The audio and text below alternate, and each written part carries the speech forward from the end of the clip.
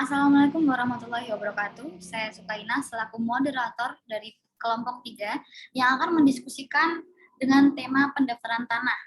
Nah, ini dia daftar anggota kelompok 3. Yang pertama ada saya sendiri, Sukaina, dengan NIM A.1111.20.0091. Yang kedua ada Indra Yuda Amando dengan NIM A.111.20.0125. Yang ketiga, Wisnu Yuda Amanda dengan NIM A.111.20.0126. Yang keempat ada Chelsea Adinda Magdalena dengan NIM A.111.20.0132. Yang kelima, Rohmatul Hasanah dengan NIM A.111.20.0143. Dan yang terakhir ada Karinena Putri dengan NIM A.111.20.0158. Langsung saja pada pembahasan yang pertama, yaitu definisi pendaftaran tanah yang akan dibacakan oleh Saudara Indra. Kepadanya saya persilahkan. Definisi pendaftaran tanah. Pasal 1 angka 1 PP pendaftaran tanah menyatakan bahwa pendaftaran tanah adalah rangkaian kegiatan yang dilakukan oleh pemerintah secara terus-menerus, berkesinambungan, dan teratur, meliputi pengumpulan, pengolahan, pembukuan, dan penyajian serta pemeliharaan data fisik dan data yuridis dalam bentuk peta dan daftar. Mengenai bidang-bidang tanah dan satuan-satuan rumah susun, termasuk pemberian surat tanda bukti haknya bagi bidang-bidang tanah yang sudah ada haknya dan hak milik atas satuan rumah susun serta hak-hak tertentu yang membebaninya. Terima kasih. Baik, selanjutnya bisa dibacakan oleh Saudari Chelsea. Saya persilahkan. Ya, asas-asas pendaftaran tanah. Pendaftaran tanah di Indonesia berdasarkan pasal 2 PP pendaftaran tanah menganut 5 asas, yaitu pertama, sederhana. Berarti ketentuan pokok dan prosedur pendaftaran tanah harus mudah dipahami oleh pihak-pihak yang berkepentingan, terutama oleh pemegang hak atas tanah. Aman berarti pendaftaran tanah perlu diselenggarakan secara teliti dan cermat sehingga hasilnya mampu memberikan jaminan kepastian hukum. Terjangkau yaitu pelayanan yang diberikan dalam rangka pendaftaran tanah harus bisa terjangkau oleh pihak yang memerlukan, terutama dengan memperhatikan kebutuhan dan kemampuan golongan ekonomi lemah. Mutakhir artinya tersedia kelengkapan yang memadai dalam melaksanakan pendaftaran tanah dan memelihara datanya. Data yang tersedia juga harus mutakhir sehingga harus dilakukan pendaftaran tanah dan pencatatan perubahan-perubahan yang terjadi di kemudian hari.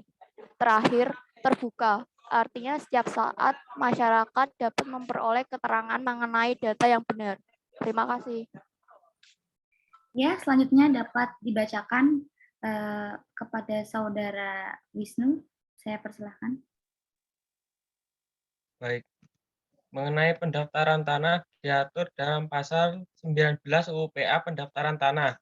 Menurut ketentuan pasal 19 ayat 2 UU PA meliputi 1. Pengukuran perpetaan dan pembukuan tanah. 2. Pendaftaran hak-hak atas tanah dan peralihan hak tersebut.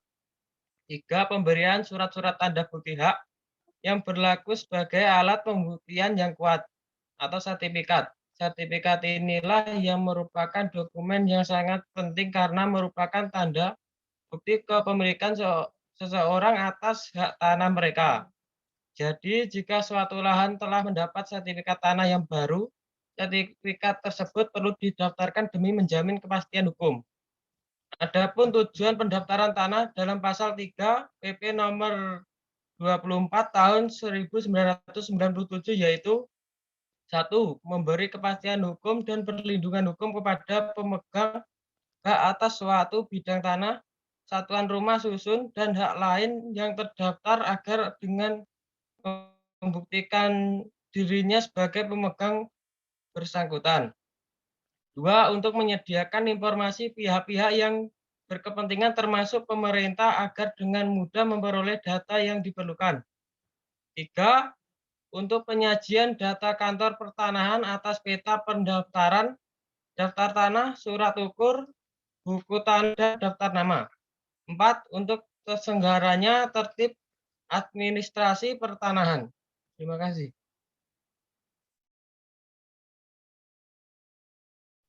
Baik, untuk studi kasus dapat saya bacakan. Terdapat pada kasus Bapak Pasang Ginting dengan inisial PG menggarap tanah sejak tahun 1949 sampai dengan tahun 1992 yang pada tahun tersebut Bapak PG menaikkan tingkat surat keterangan garapan yang dikeluarkan oleh Kepala Desa pada tahun 1991. Bahwasannya Bapak PG telah menggarap tanah tersebut dari tahun 1949 sampai dengan tahun 1992. Pada tahun 1990, tanah tersebut pernah digugat oleh Iwan Kuasa Purba berdasarkan hak guna bangunan. Namun hak guna bangunan tersebut sudah habis dan Iwan Kuasa tersebut kalah oleh para penggarap sampai ke tingkat Mahkamah Agung. Maka setelah dari gugatan tersebut, Bapak PG membuat surat atas tanahnya seluas kurang lebih 4.067 meter persegi. Pada saat Bapak PG meninggal dunia, tanah tersebut beralih ke ahli warisnya, yakni David Ginting. Oleh David Ginting, tanah tersebut dijual ke Bapak Charlie Ishak dengan akta jual beli nomor 622 garing AJB garing 6 garing 07 garing 2001 tertanggal 6 Juni 2009 yang dibuat di hadapan notaris Darwin Slam Sjamanda dengan sertifikat hak milik nomor 63 garing Desa Jaraguda tertanggal 28 Oktober 1991 seluas 4.067 meter persegi dengan batas-batas sebagai berikut. A. Sebelah utara berbatasan dengan jalan. B. Sebelah selatan berbatasan dengan tanah milik penggugat. C. Sebelah barat berbatasan dengan jalan pendidikan. D. Sebelah timur dahulu berbatasan dengan tanah Pasang Ginting. Sekarang tanah Sarno. Tanah tersebut telah beralih ke CI sesuai dengan prosedur yang telah ditetapkan berdasarkan PP nomor 24 tahun 1997. Namun sejak kurun 5 tahun terbitnya tidak ada pihak manapun yang menuntut bahwa tanah tersebut telah timbul sertifikat hak milik. Timbul masalah setelah 5 tahun lewat. Bahwasanya tanah tersebut telah ada yang memiliki dengan sertifikat hak milik nomor 24 garing Jaraguda tertanggal 23 September 1986, di mana mengenai luas, bentuk ukuran, dan batas-batas serta letak tanah. Secara nyata, jauh berbeda dengan sertifikat hak milik nomor 63 garing Jaraguda tahun 1992. Dalam kasus ini telah terbit 2 sertifikat tanah yang belum diketahui siapa pemilik aslinya. Apabila dilihat dari kepemilikan pertama, telah terbit sertifikat dan dibebankan dengan hak tanggungan nomor 3.585 tertanggal 15 Oktober 1996 pada sertifikat hak milik nomor 24 garing Jaraguda tertanggal 23 September 1986 sebesar 100 juta rupiah dan kepemilikan kedua didapat berdasarkan jual beli yang sah. Nah, dengan adanya kasus ini, apakah ada yang ingin didiskusikan? Mungkin dari saudari-saudari, silahkan. Saya ingin berdiskusi dalam hal mengadakan perjanjian jual beli hak atas tanah, khususnya hak milik atas tanah, dibedakan atas tanah berizin dan tanah tidak berizin sesuai dengan statusnya. Tanah bersertifikat adalah tanah yang mempunyai hak dan terdaftar di kantor pertanahan, sedangkan tanah yang tidak bersertifikat adalah tanah yang tidak mempunyai hak tertentu dan status tanahnya masih tanah senegara. Dalam mempersiapkan dokumen tanah untuk penerbitan akta, harus dibuat sertifikat tanah terlebih dahulu. Jika tidak ada sertifikat, diganti dengan bukti lain kebenaran kepemilikan tanah yang ditegaskan dengan sertifikat lurah dan camat setempat. Berdasarkan akta jual beli nomor 622 garing AJB garing 6 garing 07 garing 2001 tertanggal 6 Juni 2001 yang diperbuat di hadapan notaris Darwin Sjam Mandang selaku PPAT wilayah Kabupaten Karo. Penggugat membeli sebidang tanah yang berdiri di atasnya dari ahli waris Pasang Ginting seluas kurang lebih 4.067 meter persegi. Sejak terjadinya jual beli tanah dan bangunan tersebut, tidak satu orang pun melakukan jual beli atas tanah objek terperkara kecuali penggugat. Hak yang dimiliki Ishak Charlie terhadap tanah seluas 4.067 meter persegi melalui tata cara dan mekanisme prosedur hukum yang berlaku dalam Peraturan Pemerintah Nomor 24 Tahun 1997 tentang pendaftaran tanah, maka Ishak Charlie dinyatakan sebagai pemilik yang sah dan berhak penuh terhadap sebidang tanah seluas kurang lebih 4.067 meter persegi beserta bangunannya. Hak kepemilikan Ishak Charlie berupa sertifikat hak milik nomor 63 Desa Jarangmuda tertanggal 28 Oktober 1992 terdaftar atas nama Ishak Charlie. Sejak diterbitkan sertifikat hak milik nomor 63 Desa Jarangmuda tertanggal 28 Oktober 1992 sampai dengan tahun 2003 tidak ada pihak manapun termasuk Syamsuddin Arifin yang mengajukan keberatan atas terbitnya sertifikat hak milik tersebut. Maka menurut ketentuan hukum positif sebagaimana diatur dalam pasal 32 ayat 2 PP nomor 24 tahun 1997 terhadap sertifikat hak milik tersebut diterbitkan oleh Kepala Kantor Pertanahan Kabupaten Karo. Dalam waktu 5 tahun sejak diterbitkannya sertifikat tersebut oleh instansi yang berwenang, tidak ada pihak manapun yang mengajukan keberatan atas penerbitan sertifikat tersebut.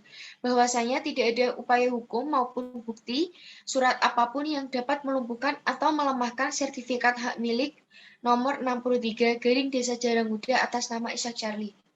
Bisa ditambahkan oleh Rohmatul? Baik, terima kasih. Saya izin menambahkan. Syamsuddin Arifin mengatakan bahwa atas tanah objek terperkara telah terbit sertifikat hak milik nomor 24 Jarangmuda tertanggal 23 September 1986 atas nama Syamsuddin Arifin adalah keliru. Karena tanah objek terperkara sebelumnya tidak pernah dilakukan jual beli oleh ahli waris pasang ginting terkecuali dengan Ishak Charlie yang diperbuat di hadapan Notaris Darwin Jam Manda selaku PPAT wilayah Kabupaten Karo dan telah dibalik nama ke atas nama Ishak Charlie.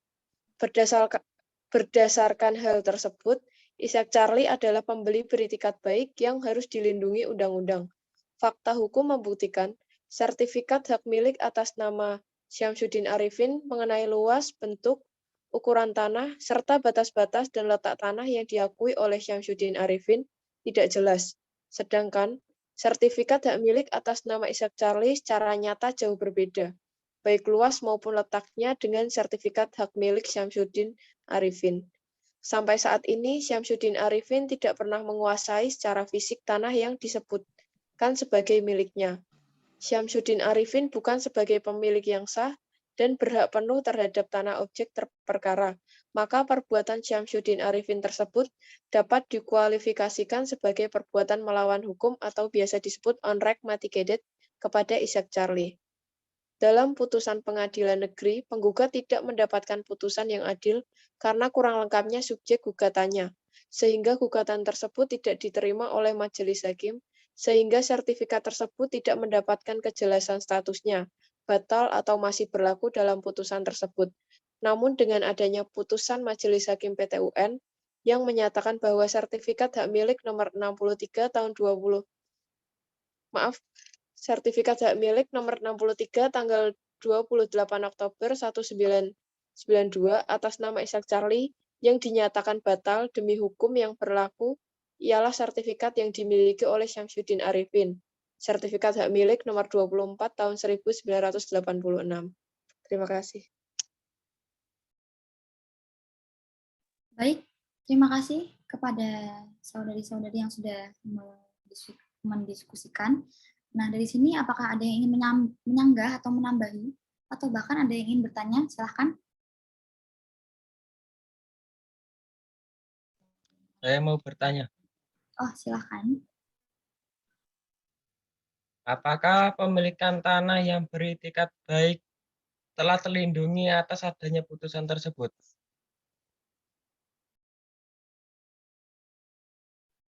Baik, silahkan yang dapat menjawab pertanyaan dari Saudara Wisnu.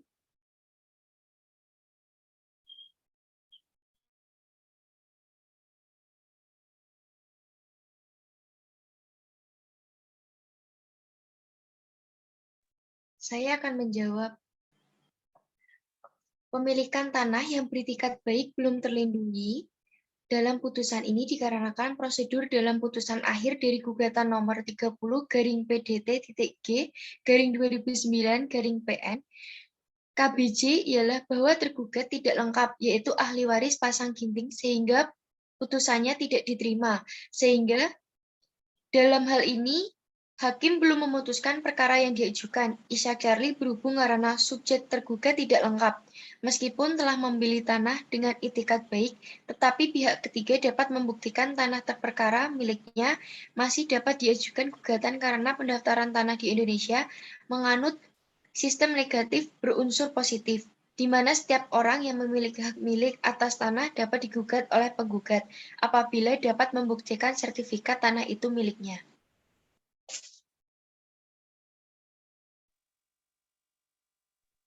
Ya, Saya izin menambah saran, oke, memberi silakan. saran. Jadi setiap pemilik beritikat baik mendapatkan perlindungan hukum dalam pendaftaran tanah apabila telah mengajukan gugatan dengan prosedur yang lengkap dan sesuai dengan tema ketentuan yang berlaku tanpa adanya kurang subjek dalam mengajukan gugatan tersebut. Terima kasih. Baik, jika ada yang ingin bertanya lagi atau menambahkan, silahkan. Saya ingin bertanya. Bagaimana dasar pertimbangan hakim dalam memutuskan perkara gugatan penggugat dalam putusan Pengadilan Negeri Kabanjahe? Terima kasih.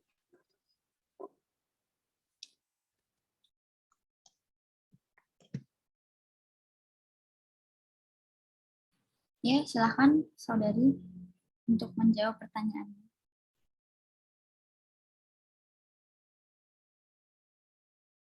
Saya akan menjawab. Dasar pertimbangan hakim dalam memutuskan perkara gugatan nomor 30/PDT-G/2009 PN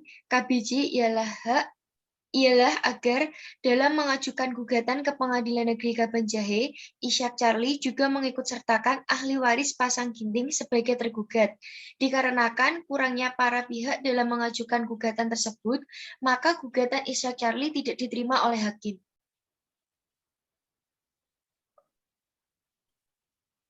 Baik, apakah ada yang ingin menambahi?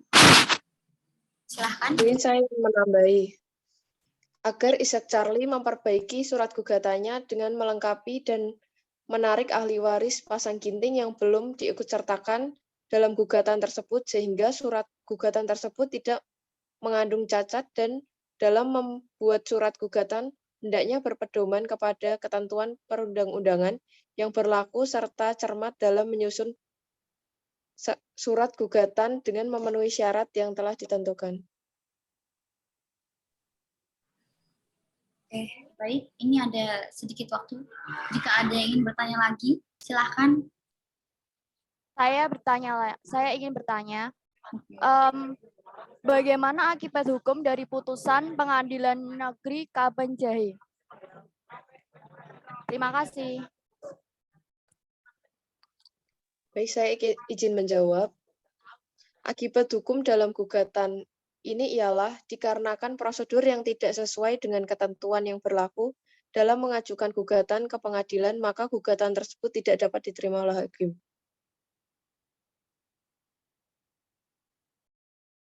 Saya ingin menambahi, agar Ishak Charlie kembali mengajukan permohonan gugatan, kembali dengan menggugat juga ahli waris pasang ginting sehingga hakim dapat menerima gugatan tersebut. Sekian dari saya. Terima kasih atas kehadiran saudara-saudara yang menyempatkan untuk berdiskusi. Jika tidak ada yang ingin ditambahkan atau tidak ada yang bertanya lagi, maka diskusi saya anggap selesai. Setuju? Oke. Saya sebagai moderator meminta maaf atas kurangnya atau ada kesalahan kata. Sekian, terima kasih. Wassalamualaikum warahmatullahi wabarakatuh.